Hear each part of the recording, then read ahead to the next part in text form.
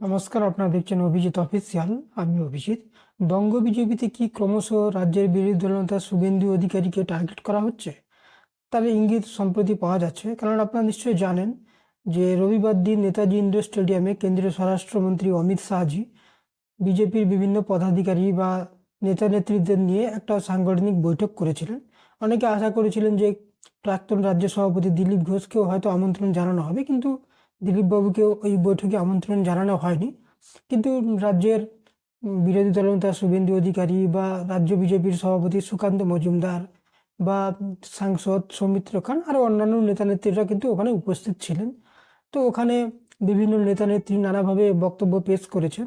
আপনারা নিশ্চয়ই জানেন যে ওই সভাতে অমিত শাহজি যে বক্তব্য পেশ করেছেন তাতে মোটামুটি এক প্রকার উনি নিশ্চিত করে দিয়েছেন যে 2026-এ যে বিধানসভা ভোট হবে সেটাতে মূলত শুভেন্দুবাবু এবং সুকান্তবাবু নেতৃত্বেই লড়া হবে, এবং উনি একটু শুভেন্দুবাবুকে বেশি প্রাধান্য দিয়েছেন। তো এটা নিয়ে শুভেন্দুবাবুর শিবিরের লোকেরা খুবই উৎফুল্ল ছিলেন বা বিভিন্ন খুশি জাহির করছিলেন তাদের মনে, যে তাহলে শুভেন্দুবাবু আবার রাজ্য বিজেপিতে একটা ভালো পদে থাকবেন বা উনি ভালো পজিশনে পেয়ে যাবেন। কারণ যেহেতু কেন্দ্রীয় স্বরাষ্ট্রমন্ত্রী এক প্রকার শুভেন্দুবাবুকে অনেকটাই কিন্তু তোল্লাই দিয়েছিলেন।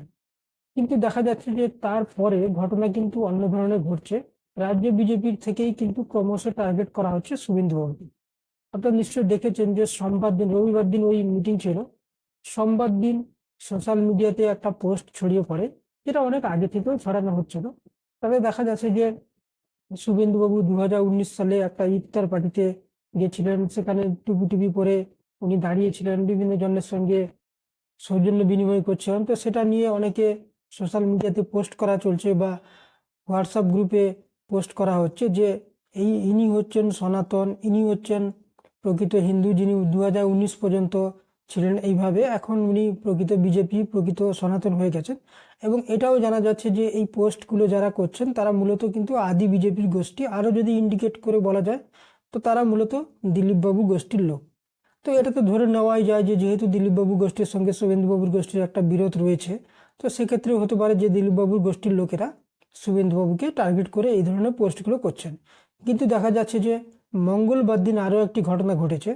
আপনারা নিশ্চয়ই জানেন যে রবিবার দিন যে সাংগঠনিক বৈঠক ছিল কেন্দ্রীয় স্বরাষ্ট্রমন্ত্রীর নেতৃত্বে নেতাজি ইন্ডোর স্টেডিয়ামে, ওখানে কেন্দ্রীয় প্রতিমন্ত্রী সুকান্ত মজুমদার এবং রাজ্য বিজেপির বর্তমান সভাপতিও বটে, উনিও একটা বক্তৃতা দিয়েছিলেন। তো উনার বক্তৃতার একটা অংশকে কাট করে এবং তারপরে পোস্ট করা হচ্ছে। তো সেই বক্তৃতাতে কি ছিল আমি আপনাদের একটু জানিয়ে দিই।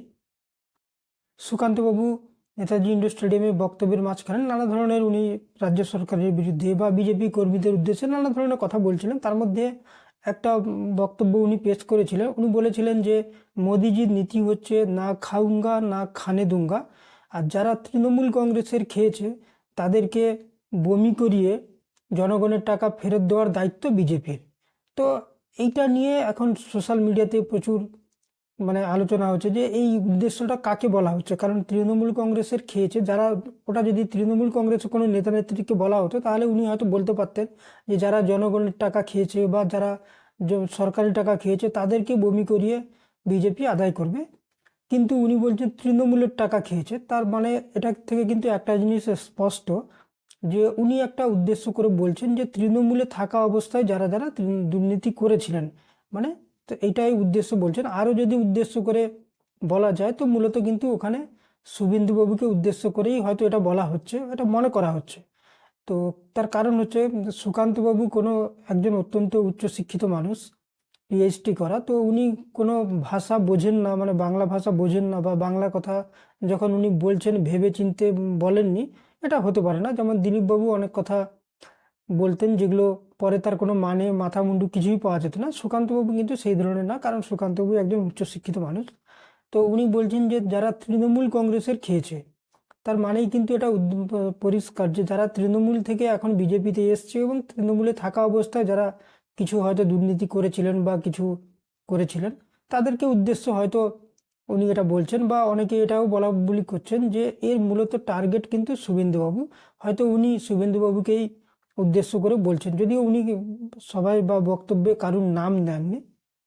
তাছাড়া এটাও তো ঘটনা যে শুভেন্দুবাবু যখন বিজেপিতে যায় তখন তৃণমূলের অনেকেই কিন্তু অভিযোগ করছিলেন, সত্যি মিথ্যা সেটা তো কখনো প্রমাণিত হয়নি, ভবিষ্যতে হবে কিনা আমাদের জানা নেই।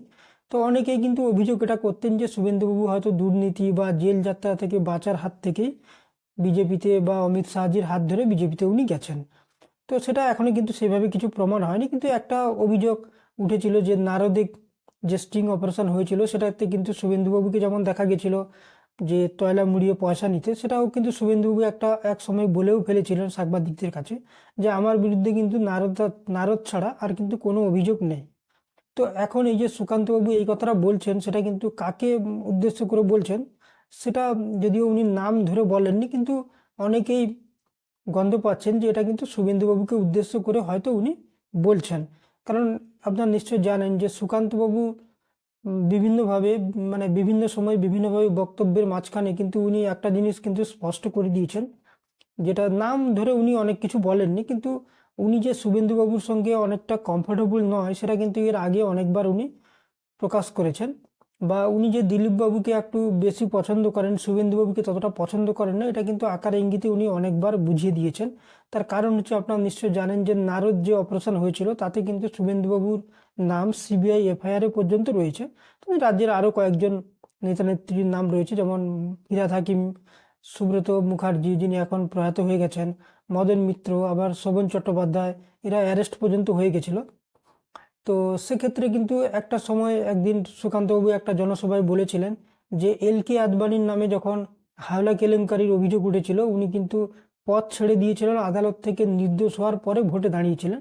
তো সেটা নজির রয়েছে, সেই ধরনের নজির গড়া উচিত। তো সেক্ষেত্রেও অনেকে বলেছিলেন যে হয়তো শুভেন্দুবাবুকে উদ্দেশ্য করেই এটা উনি বলছেন। তেমনি এটাও ঘটনা যে সুকান্তবাবু কিন্তু শুভেন্দুবাবুর যেহেতু সিবিআই এফআইআর নাম রয়েছে অনেকটা কমফোর্টেবল নয়, এটা কিন্তু অনেকবার আকারে ইঙ্গিতে কিন্তু উনি বুঝিয়ে দিয়েছেন। বা শুভেন্দুবাবুর নীতি যে অনেকটা উনি পছন্দ করেন না এটা কিন্তু আকারে ইঙ্গিতে অনেকবার উনি বুঝিয়ে দিয়েছেন। যেমন বীরভূমে একবার বলেছিলেন যে সবসময় ইডি সিবিআই দিয়ে অ্যারেস্ট করিয়ে লাভ হবে না, কারণ অনুব্রত মণ্ডল অ্যারেস্ট হয়েছিল তারপরেও বীরভূমে আমরা দুখানা সিট হেরে গেছি লোকসভা, এটা লোকসভা ভোটের পরে সুকান্তবাবু বলেছিলেন। তো সেটাও হয়তো অনেকেই বলছিলেন যে সেটাও কিন্তু ইঙ্গিত হয়তো করছিলেন শুভেন্দুবাবুকে। তো এখন দেখা যাচ্ছে যে পরপর দুদিনে, যেটা রবিবার দিন অমিত শাহজির সবার পরে শুভেন্দুবাবুর গোষ্ঠীর লোকেরা যেভাবে উৎফুল্ল হয়েছিল, কিন্তু এবার দেখা যাচ্ছে যে দিলীপ বাবুর গোষ্ঠীর তরফ থেকে এবং সুকান্তবাবুর গোষ্ঠীর তরফ থেকে যেভাবে সোশ্যাল মিডিয়াতে প্রচার করা হচ্ছে, সুকান্তবাবুর এই ভিডিও ক্লিপসটাকে পোস্ট করে যেভাবে প্রচার করা হচ্ছে যে এটা কি তাহলে সুকান্তবাবু শুভেন্দুবাবুকে উদ্দেশ্য করে বলছেন। তো এটা নিয়ে এখন বিতর্ক চলছে, এবং একটা জিনিস স্পষ্ট, মাত্র দুদিন হয়েছে তার মধ্যেই কিন্তু দুটো গোষ্ঠী থেকে অলরেডি কিন্তু টার্গেট করা হচ্ছে শুভেন্দুবাবুকে, বা সোশ্যাল মিডিয়াতে যেভাবে প্রচার করা হচ্ছে আগামী দিনে কি হয় সেটা কিন্তু আরও বড় ব্যাপার। এবং এটাও ঘটনা, সবাই বলছেন যে তাহলে কি সুকান্তবাবু যেটা বলছেন কাকে উদ্দেশ্য করে সেটা হয়তো আগামী দিনে আরও স্পষ্ট হবে।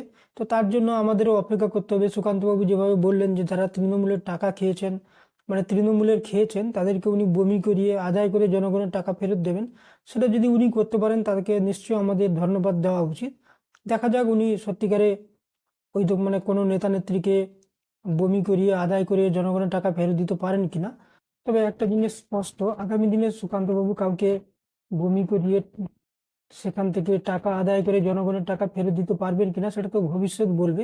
তবে একটা জিনিস কিন্তু এই দুদিনে স্পষ্ট বোঝা যাচ্ছে যে বঙ্গ বিজেপির তরফ থেকে কিন্তু একজন নেতাকে টার্গেট করা হচ্ছে, তিনি হচ্ছেন শুভেন্দুবাবু।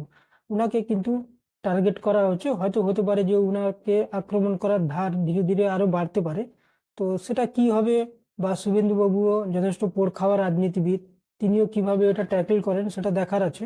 তো আগামী দিনে আমার মনে হচ্ছে যে শুভেন্দুবাবুর উপর এই ধরনের রাজনৈতিক আক্রমণ আরো বাড়তে পারে, এবং সেটাও শুভেন্দুবাবু কিভাবে সামাল দেবেন সেটাও আমাদের দেখার। তো তার জন্য আমাদের অপেক্ষা করতে হবে। আজকে এই পর্যন্ত। আপনারা ভালো থাকবেন, সুস্থ থাকবেন। ধন্যবাদ।